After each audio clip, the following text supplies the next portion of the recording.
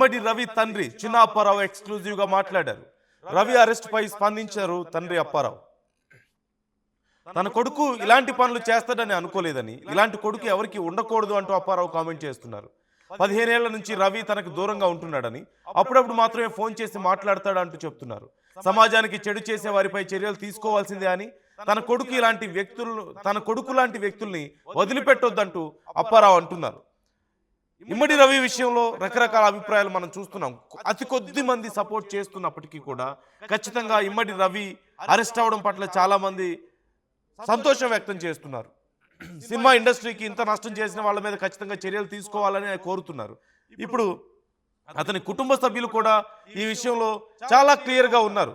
ఇలాంటి తప్పుడు పనులు చేస్తే ఖచ్చితంగా అరెస్ట్ చేయాల్సిందే, చర్యలు తీసుకోవాల్సిందే అంటున్నారు. ఈవెన్ తమని కూడా పట్టించుకోవడం లేదంటూ అతని తండ్రి చెప్తున్నటువంటి పరిస్థితి కనిపిస్తోంది. సో ఇమ్మడి రవి తండ్రి అప్పారావు ఏమన్నారో ఒకసారి ఆయన మాటల్లోనే చూద్దాం.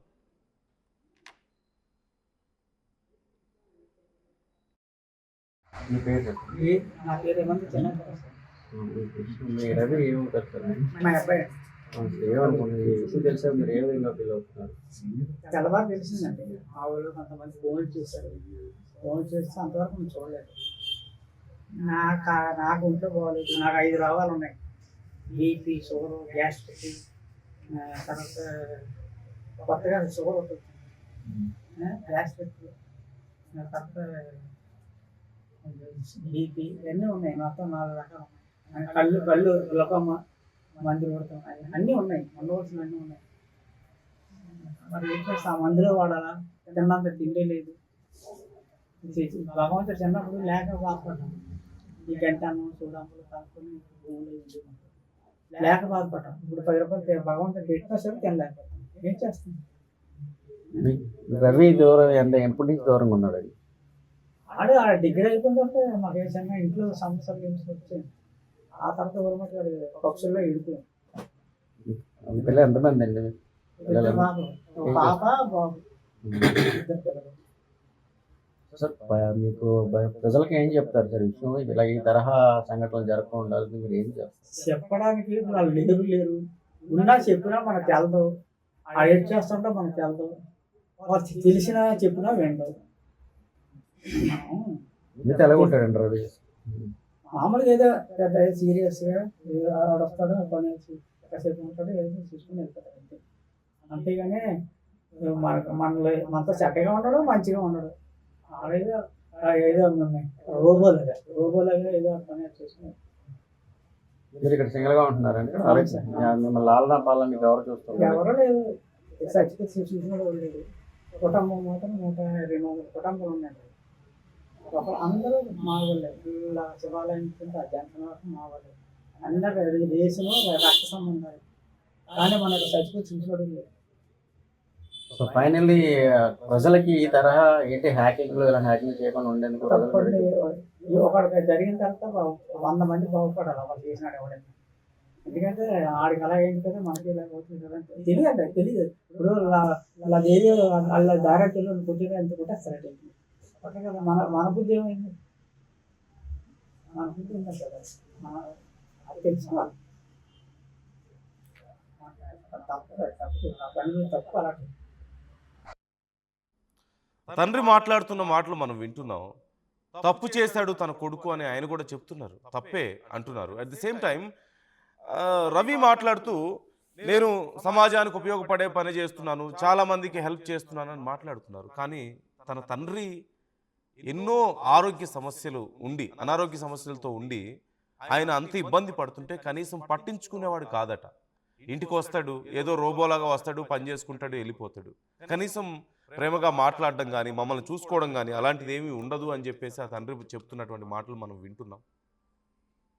చాలా మంది అతను ఏదో సమాజానికి మంచి చేస్తున్నాడు అని చెప్పి కొంతమంది అంటున్నారు. ఏం మంచి చేస్తున్నాడు? ఏ రకంగా మంచి చేస్తున్నట్టు? తన సొంత కుటుంబం పరిస్థితి ఇలా ఉంటే, ఆ తండ్రి అంత బాధపడుతుంటే, షుగరు, బీపీ, ఇంకా ఎన్నో ఆరోగ్య సమస్యలు ఉన్నాయి, నానా అవస్థలు పడుతున్నాను, కనీసం తిండి కూడా నేను సరిగా తినలేకపోతున్నాను. కొడుకు వస్తాడు, ఏదో ఎప్పుడైనా ఒకసారి వస్తాడు, సరిగా ప్రేమగా మాట్లాడు, ఏదో వస్తాడు, తన పని తాను చూసుకుంటాడు, వెళ్ళిపోతాడు, మమ్మల్ని సరిగా పట్టించుకోడు అని చెప్పి ఆ తండ్రి చెప్తున్నటువంటి, ఆ బాధతో చెప్తున్నటువంటి మాటలు మనం చూస్తున్నాం. మరోవైపు అసలు ఇలాంటి పని చేస్తాడని అనుకోలేదు, ఇది ఖచ్చితంగా తప్పే, అతని మీద చర్యలు తీసుకోవాల్సిందే అని చెప్పేసి చాలా క్లియర్గా చెప్తున్నాడు. సో ఆ కుటుంబ సభ్యుల పరిస్థితి ఎలా ఉంటుందో ఒకసారి ఆలోచించండి. కొడుకు ఇలాంటి ఇంత పెద్ద క్రైమ్ చేసి, సైబర్ నేరస్తుడిగా ఉండి ఇంత పెద్ద క్రైమ్ చేసి చివరికి ఇలా జైలు పాలైతే ఆ తల్లిదండ్రుల పరిస్థితి ఎలా ఉంటుందో ఒక్కసారి ఆలోచించండి. కుటుంబం కనీసం 10 మందిలో తలెత్తుకోలేని పరిస్థితి, మొత్తం అందరూ మా వాళ్ళే అని చెప్పి చెప్తున్నారు. కానీ కనీసం నేను పోతే రేపు ఒక్కళ్ళు నన్ను చూడడానికి వస్తారో లేదో కూడా తెలియదు అని చెప్పి ఆ తండ్రి మాట్లాడుతున్నటువంటి మాటలు మనం చూస్తున్నాం. ఆ బాధని మనం అర్థం చేసుకోవాలి ఒకసారి. మరోవైపు ఇమ్మడి రవి అకౌంట్లో 3 కోట్లు ఉన్నాయి, అలాగే కొన్ని వందల కోట్ల వ్యాపారం అతను చేస్తున్నాడు. ఇంకా చాలా పెద్ద నెట్వర్క్ ఉంది. అండ్ ఇతని వైపు నుంచి ఎవరెవరు ఇతనికి హెల్ప్ చేసేవాళ్ళు, ఎందుకంటే తమిళ సినిమాలు, తెలుగు సినిమాలు, మలయాళం, కన్నడ ఇలా అన్ని సినిమాలని థియేటర్లోకి వెళ్ళి మరి అవి రికార్డ్ చేసుకొని వచ్చి అప్లోడ్ చేస్తున్నారంటే సర్వర్స్లోకి, ఖచ్చితంగా చాలా పెద్ద నెట్వర్క్ ఉంది ఇతని కింద. సో ఆ నెట్వర్క్ని ఇప్పుడు క్రాక్ చేసే ప్రయత్నం చేస్తున్నారు. ఇక్కడ మరొక ముఖ్యమైన విషయం, ఇండస్ట్రీలో కొంతమందికి కూడా ఇతనితో కనెక్షన్స్ ఉన్నాయంటూ సమాచారం అందుతుంది. ఇండస్ట్రీలో కొంతమందికి కూడా ఇతనితో కనెక్షన్స్ ఉన్నాయి, వాటిని కూడా అతి త్వరలో బయట పెట్టబోతున్నారు. అండ్ ఉన్నటువంటి నెట్వర్క్ అంతా కూడా బయటికి లాగబోతున్నారు. కొన్ని వందల మంది ఇతని కింద పనిచేస్తున్నారు. సింపుల్ ఎగ్జాంపుల్ మనందరికీ తెలుసు, సింపుల్ లాజిక్. ప్రతి థియేటర్లోనూ ప్రతి సినిమాని థియేటర్లోకి వెళ్ళి రికార్డ్ చేయాలంటే ఖచ్చితంగా రాష్ట్రంలో అన్ని చోట్ల ప్రతి ఎక్కడో ఒక చోట వాళ్ళకి నెట్వర్క్ ఉండాలిగా. మోర్ ఆఫ్ ఆ సర్వర్స్ని మెయింటైన్ చేయాలిగా, నెట్వర్క్ మెయింటైన్ చేయాలిగా. ఫినాన్షియల్ ట్రాన్సాక్షన్స్ 100 కోట్లు, 22,000 కోట్లు సినిమా ఇండస్ట్రీకి నష్టం వచ్చింది. మరోవైపు యాడ్స్ ద్వారా కానీ లేదంటే ఆ గేమింగ్ యాప్స్ ఏవైతే ఇల్లీగల్ గేమింగ్ యాప్స్ ఉన్నాయో, బెట్టింగ్ యాప్స్ ఉన్నాయో, వాటిని ప్రమోట్ చేస్తే వచ్చిన డబ్బు మన ఈ సినిమా ఇండస్ట్రీలో సెలబ్రిటీలకి ఒక్క యాప్ ఒకరు ప్రమోట్ చేసినందుకే 2 కోట్లు 3 కోట్లు ఇస్తున్నారు కదా.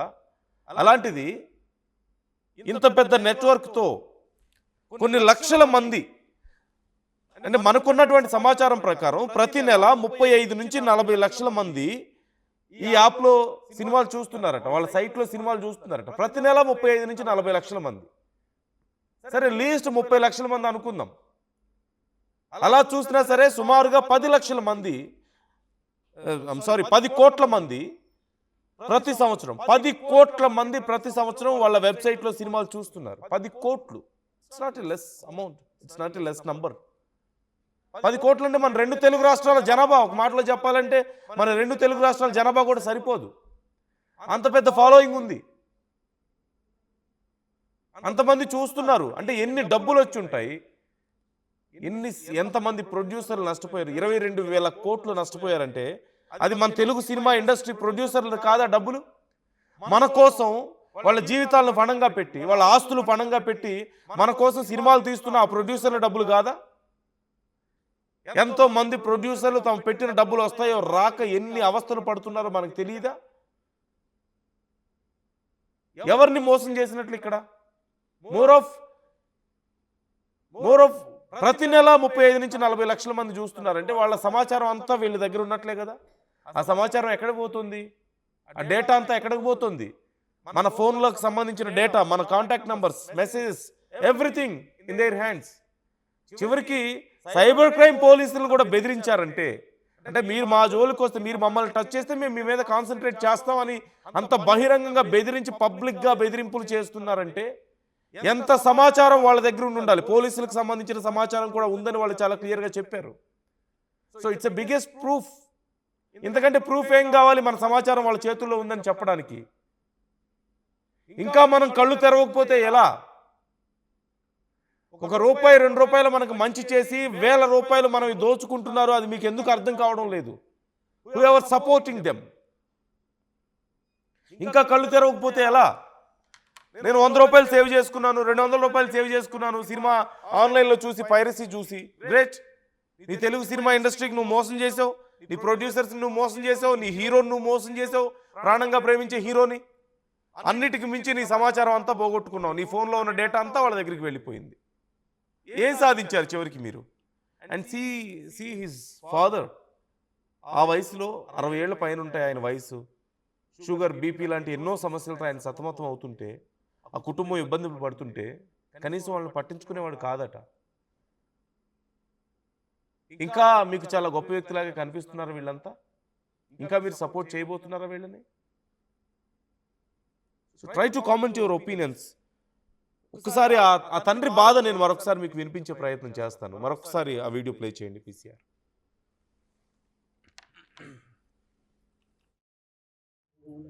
మీ పేరు చెప్పండి. నా పేరు ఏమంటే చిన్న మీ రవి ఏమవుతారు సార్? మా అబ్బాయి ఏమనుకోండి, విషయం తెలిసా మీరు ఏ విధంగా ఫీల్ అవుతున్నారు? తెల్లవారు తెలిసిందండి. మా వాళ్ళు కొంతమంది ఫోన్ చేశారు. ఫోన్ చేస్తే అంతవరకు నేను చూడలేదు. నాకు ఒంట్లో బాగోలేదు. నాకు 5 రోగాలు ఉన్నాయి. బీపీ, షుగర్, గ్యాస్ట్రిక్, తర్వాత కొత్తగా షుగర్ ఉంటుంది, గ్యాస్ట్రిక్, తర్వాత బీపీ ఇవన్నీ ఉన్నాయి. మొత్తం 4 రకాలు ఉన్నాయి. కళ్ళు గ్లకోమా మందులు కొడతాం, అన్నీ ఉన్నాయి. ఉండవలసిన అన్నీ ఉన్నాయి. మరి ఏం చేస్తాం? మందులో వాడాలా?